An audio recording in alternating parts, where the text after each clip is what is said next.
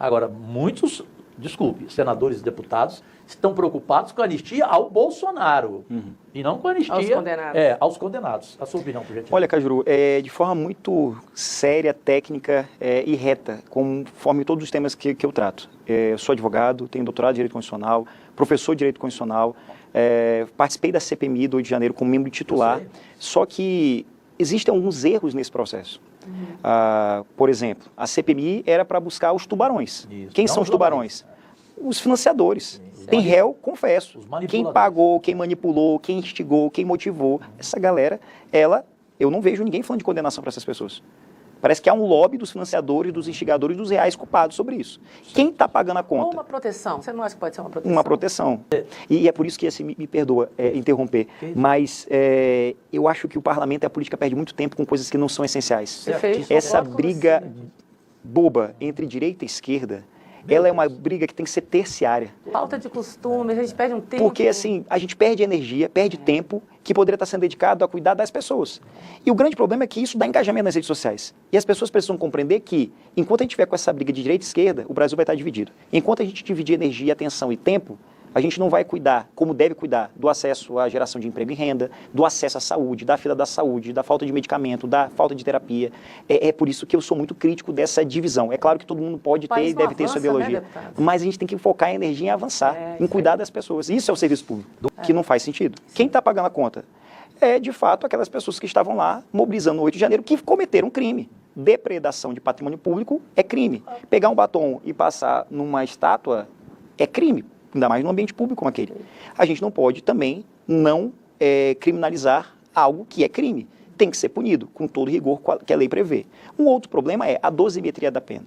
Não pode uma pessoa que, por exemplo, quebrou uma vidraça, ter uma pena superior a quem cometeu um crime contra a vida. Então, são essas questões processuais que, para a grande imprensa, para as redes, para as pessoas que estão lá na ponta, faz uma perda de credibilidade. Como justificar o que está acontecendo? Então, esse é um assunto que tem que ser debatido de forma profundamente técnica. Você é a favor da revisão, então? E essa é a consequência. Eu sou a favor dessa revisão, porque tem que ter rigor técnico. Não pode, por exemplo, achar que está correto porque hoje não me atinge. Porque o que hoje não me atinge, tomar dessa decisão abre um precedente para que amanhã ou depois atinja quem está nos assistindo. Então, como democrata, como alguém que defende o Estado Democrático de Direito, como advogado, como jurista, entendo que há erros nesse processo. Existem excessos nesse processo. E a CPMI perdeu uma grande oportunidade de buscar os tubarões. Buscar quem instigou, quem motivou, quem pagou, quem financiou. Exemplo, Washington, que explodiu a bomba perto do aeroporto na véspera de Natal. Sujeito desse, não há que se falar de anistia para um cara desse. Não há. Ele colocou em risco a vida de muita gente. Vocês que moram em Brasília, a gente como parlamentar que usa o aeroporto, quantas pessoas na véspera do Natal fazem conexão em Brasília? Não há que se falar de conexão para um sujeito desse. Agora, para essas pessoas que lá estavam, que cometeram crimes, também devem responder, mas com base na lei, com rigor técnico, sem excessos. Porque todo excesso é falho. E aí, por isso, a gente não pode ser cúmplice de algo nesse sentido. Leila, só por favor, antes da sua outra questão, outra causa, outra pauta, só para não tirar o gancho seu, eu tenho rigorosamente o mesmo pensamento seu. Já falei na mídia, já falei em todos os lugares. Quando você falou da questão do tempo do crime, exemplo que você deu da mulher que escreveu com batom, perdeu o mané. Ela tomar 14 anos de cadeia num país onde o Sérgio Cabral e a mulher dele tiveram uma condenação de 400 anos, que já ficaram soltos, estão livres, compraram apartamento de cobertura em Ipanema. Então, isso também, é preciso também e assim, saber separar aquele que faz live, quebrou, né? Faz vídeo comentando filme. Rapaz, isso é um desrespeito com as pessoas. Nós temos histórias fora da política. E estamos na política para dar um exemplo às pessoas e resgatar a fé das pessoas na política e nos políticos, mostrar que nem todos são iguais. Isso. A gente não pode dizer sim, senhor, determinadas coisas que não tem lógica, não faz sentido, porque o nosso maior compromisso, claro, é com as pessoas, mas existe um compromisso muito maior, com a nossa consciência, com a nossa coerência. Eu tenho que chegar em casa, quando estou em casa, eu tenho que dormir tranquilo e ter a certeza que eu não vou envergonhar o meu filho. sabe? Então tem coisa que a gente precisa ter a consciência e alertar o que está errado. É o que eu penso sobre essa questão. A sensação de impunidade quando determinados sujeitos cometem práticas delituosas, ela gera uma revolta quando essas ações no que diz respeito à anistia estão acontecendo, em razão desses excessos. Não pode ter dois pesos, duas medidas. Isso. Você já tem uma trajetória na política, deputado estadual, mais votado, federal, agora presidente de comissão, assumiu a coordenação, né, da bancada do seu estado. E Estado do Maranhão. Isso, que é um estado que tradicionalmente a política é comandada por famílias tradicionais. E a gente vê o número de votos, esse teu trabalho, já veio 2 eleições como a Prefeitura de São Luís. Me diga, o que falta ainda e qual o seu maior desafio na próxima eleição? Assim, eu falo, o que falta para o político Duarte Júnior realizar, né, qual o sonho que você tem dentro da política depois de toda essa trajetória incrível que você está tendo e quais são os seus planos, né, para 2026? Olha, eu penso assim que, por mais que o processo legislativo seja demorado, não é rápido, mas mudar a lei é fácil. Difícil é mudar a cultura das pessoas. Eu tenho como meta, como objetivo, fazer algo que de fato possa melhorar, mudar a vida das pessoas. Assim como eu fiz no PROCON, aprendendo todos os ônibus com mais de 15 anos em circulação, combatendo o cartel do combustível, baixando o valor da gasolina em mais de 50 centavos o litro. O Maranhão, na época, tinha a gasolina menos cara do Brasil. São Luís era a cidade com a gasolina mais barata entre todos os mais de 5 mil municípios. Eu quero, como parlamentar, como político, deixar um legado. Para o meu filho, para as pessoas que nos acompanham, eu quero, de fato, deixar algo positivo para a história, sabe? Você vai ser governador do Maranhão. 38 anos de idade. Jovem, então, né? Essa é a minha maior meta. Agora, metas mais de curto prazo claro, ano que vem, com a bênção de Deus e o povo do Maranhão me der essa oportunidade de renovar meu mandato como deputado federal. Já tentei 2 vezes ser candidato a prefeito de São Luís, fui candidato, perdi a eleição, uma fui para o segundo turno. Exatamente. A próxima eleição é 2028, se Deus quiser, sendo deputado federal e fazendo por merecer, eu espero que dessa vez a gente tenha a oportunidade de fazer um trabalho decente em São Luís. E quando eu falo um trabalho decente é porque o Tony Blair tem uma frase que é interessante, que ele diz assim: eu adoro a frase. Uma gestão que não elenca prioridades é uma gestão condenada ao fracasso. Quando uma gestão fracassa, as pessoas sofrem. E eu entendo que a prioridade para São Luís, ela não é cuidado. Por exemplo, a saúde, a fila da saúde. São Luís é uma capital com mais de 1 milhão de habitantes que não tem um centro de referência para pessoas com deficiência, que possam ter acesso a um diagnóstico precoce, que possam ter acesso ao desenvolvimento, uma educação inclusiva, verdadeiramente inclusiva. Hoje são mais de 3 mil crianças na rede pública municipal de ensino, que estão matriculadas para 40 cuidadores, ou seja, elas estão ali armazenadas, elas não estão se desenvolvendo. A gente tem que pensar a coisa pública como se fosse para o seu filho. Eu não quero que o meu filho tenha uma educação de qualquer jeito, eu quero que ele tenha uma educação de qualidade. Porque o que está acontecendo é condenar essas crianças a uma pena em caráter perpétuo, a perda do direito de ler, de escrever, de se desenvolver. E quando eu falo disso, é o que me motiva, sabe? De fato, saber que dá para fazer, mas só dá para fazer se priorizar. Você, Duarte Júnior, deputado federal pelo Maranhão, uma das surpresas da nossa Câmara Federal, aqui no Pode Cá Liberados. Leila, antes da segunda pauta polêmica, política, com o deputado. Pensei que já tinha ido.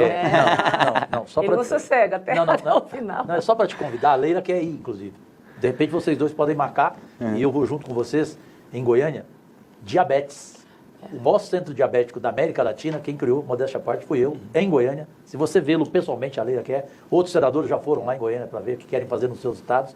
É um centro diabético completo, com direito a cirurgias bariátricas, as cirurgias diabéticas, que são as metabólicas. Já fizemos milhares em 6 anos e meio de mandato. Então, eu queria te convidar, porque você pode levar para São Luís, no Maranhão, como queria levar, inclusive, o Flávio Dino, esse centro diabético para lá, que também é a sua cara. Agora, o polêmico. Você aí do outro lado sabe que não tem como perguntar.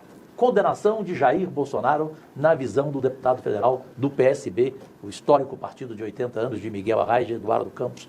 Para você, ela tem que acontecer ou você acha que tem que esperar a investigação, prova cabal, prova irrefutável? Qual é a sua visão? Olha, eu acho que todo e qualquer, não é acho, toda pessoa ela tem que ser condenada após um trânsito de um processo com todos os direitos e garantias ao contraditório pela defesa.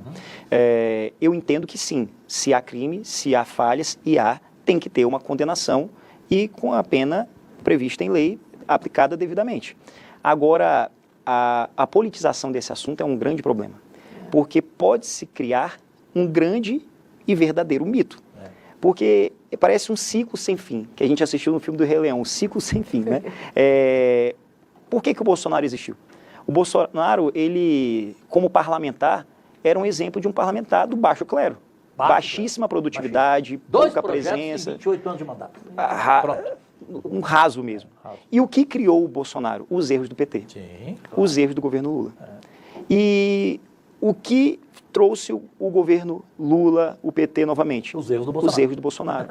E o que está fazendo o Bolsonaro e o bolsonarismo crescer novamente? A falta de foco em, ao invés de falar, fazer. Isso. Porque quem está no poder tem um grande ônus e responsabilidade. Fazer.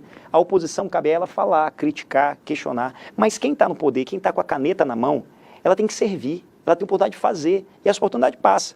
Então eu entendo, sim, que se cometer o crime, se for condenado, tem que ser condenado se cometer o crime, é normal, é do processo, como todo qualquer pessoa, ninguém está acima da lei. Não importa se é presidente, se é ex-presidente, se é deputado ou senador, ninguém está acima da lei.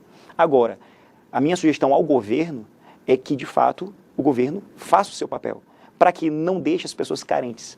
Porque o que faz as pessoas terem a saudade de um ex é quando o que está na vez não faz o que tem que fazer. Então, né? É a Leila do vôlei que começa aquele esperado quadro com o deputado federal Duarte Júnior do Maranhão. Defina em uma palavra. Sempre é você, Leila do vôlei, que começa. Defina o seu estado, Maranhão. O Maranhão é um estado rico, mas que essa riqueza precisa ser distribuída para o seu povo, sua gente. Em uma palavra, Duarte, defina Flávio Dino, ministro do Supremo Tribunal Federal, ex-governador do Maranhão, juiz, tudo. Professor. Foi meu professor, é um grande amigo, eu não sou de família de político, e ele me deu a oportunidade que eu entendo que é a oportunidade da minha vida. Ele me confiou a responsabilidade de presidir um órgão e me deu total liberdade de fazer o que deveria ser feito, de fiscalizar os postos de combustíveis, de fiscalizar a CAEMA, que é uma concessionária de água e esgoto do próprio Estado. Ou seja, se não fosse a porta que ele abriu, eu não teria hoje a oportunidade de estar aqui conversando com vocês. Por isso eu sou muito grato ao amigo, ao professor Flávio Dino. Mães atípicas. Famílias atípicas. Rapaz, eu sou chorão, né? Eu fico até com vergonha, mas estão dentro do meu coração. Porque quando fala mães atípicas, a primeira coisa que eu penso é na minha esposa. E a capacidade de pensar na minha esposa e saber que existem mães atípicas que não têm um marido próximo, que eu tenho visitado o Maranhão todo com a Rota da Inclusão e tenho conhecido cada mãe e guardado no coração cada pessoa dessa, que chora me abraçando, falando sobre a luta do BPC, que a gente às vezes acha que está aqui, ninguém está vendo. Amor, assim, uma palavra, desculpa, eu estou dissertando, uma palavra amor. Amor que eu tenho pela minha esposa. Você tem um amor tão declarado que me faz quebrar o script do programa. Define em uma palavra a esposa Karen. Minha vida. O amor da minha vida, a mãe do meu filho. E é uma pessoa extremamente, assim, compreensível. Porque... Então, eu vou... Desculpa, perdão. Pode não, não, isso também que tu interrompeu. Por favor. Minha vida, meu amor, minha inspiração. Obrigado por tudo. Eu te amo muito. A minha mulher me chama de vida. E eu a chamo de única. E às vezes essa correria do dia a dia, a gente não consegue falar tudo que a gente precisa, né? E eu agradeço tanto a Deus pela oportunidade de estar como deputado federal, mas de fato, às vezes eu não consigo compreender como tem gente que fala assim, o político não trabalha, tem muito que não trabalha, mas segunda de madrugada vem para Brasília e passa terça, quarta, quinta, chega em São Luís por volta de meio-dia, vai para o interior do estado. Ela me mandou mensagem esses dias, tu vai passar o domingo aqui em São Luís? Eu, claro, dia das mães, eu vou ficar contigo, com a minha esposa, então... uma compreensão, uma fortaleza muito grande. Eu tenho certeza que... Você é uma Leila de causa, então. Porque a Leila não perdoa nem domingo. Domingo, eu desligo o meu celular. Eu falo para a prefeita, não me liga, não enche o meu saco. Ele fala assim, o pessoal que trabalha com você, seus assessores, daqui a pouco eles vão pedir exoneração. Sábado até 11 horas da noite, ela vai em Leila, mas os assessores brincaram bem assim, Duarte, tu assinou a escala 6x1 e a gente? Aí eu falei assim... Define uma palavra. Define uma palavra, eu vou só complementar, define uma palavra, o Luca. Pelo amor de Deus, o Luca é meu herói. Meu herói, meu amor, minha vida. Eu tenho tanta fé no meu filho, sabe? Eu tenho tanta fé que esse cara, ele já é o meu orgulho, mas eu tenho tanta fé que ele vai ser maior que eu. E para finalizar, pessoal, você sabia que é possível ganhar dinheiro sem precisar sair de casa? Com a era da internet e o mundo ficando cada vez mais digital, isso agora é totalmente possível. Por isso, quero destacar aqui uma ótima oportunidade de gerar uma renda extra diretamente de casa, usando apenas o seu celular, tá? E não é para ficar milionário e comprar aí Porsche, BMW não, tá? Mas é para fazer uma renda aí boa. Já tem muita gente aí conseguindo ganhar entre 500, 700 e até 3 mil reais por mês com isso. E é claro, quero enfatizar que não é nada ilícito, tá? Não é casa de apostas, nem bets, nada disso. Se você se interessou, é só acessar o link que está na descrição desse vídeo aqui e também no primeiro comentário fixado, tá? E ele vai te levar diretamente para uma conversa com o nosso companheiro Clayson. Lá ele vai te explicar tudo direitinho e tirar todas as suas dúvidas sobre como começar, tá? Então não perde tempo e já clica no link aqui embaixo. Então é isso, pessoal. Fico por aqui. Um grande beijo. Até mais. Fui!